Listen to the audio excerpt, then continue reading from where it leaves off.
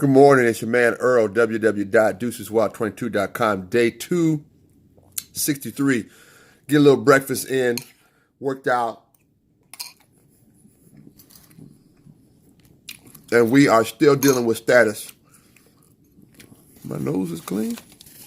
My nose is clean. That's just the skin in there. It looks kind of weird, but guess what? We're going to leave it in there because why? We are authentic, okay? We talked about that. We are authentic. We are real.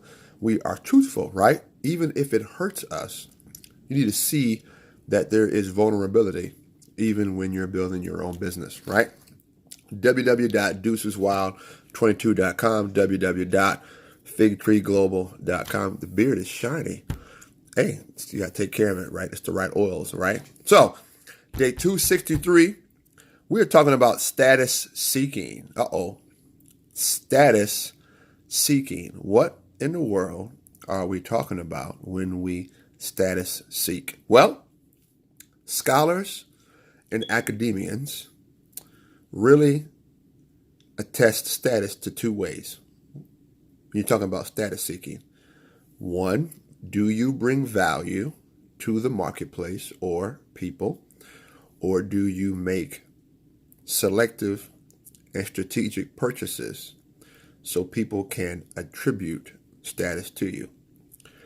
Very simple video, all right? What do I mean by bringing value to the table? Bill Gates brings value to the table, okay?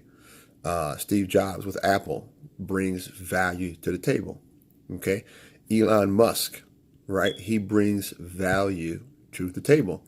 Therefore, he does not need to run around town in expensive cars. He doesn't need to brag about how much money he has because he himself brings value wherever he goes. Okay, that's status. It's when you bring value, right? And then there's people who are materialistic, and this is kind of where it gets crazy because you got to be careful, right? I don't like the phrase "fake it to make it," but and I don't like to get too cultural. But nevertheless, in our culture, we have a tendency to do what? Buy things that we think other people value, particularly vehicles, cars, and clothing. Why?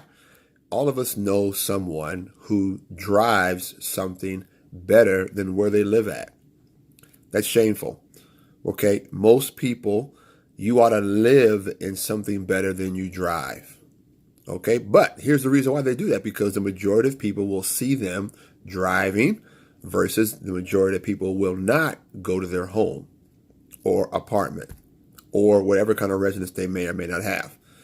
All right? I thank the Most High God that I was taught this at an early age, that where I live at is vastly more important than what I drive.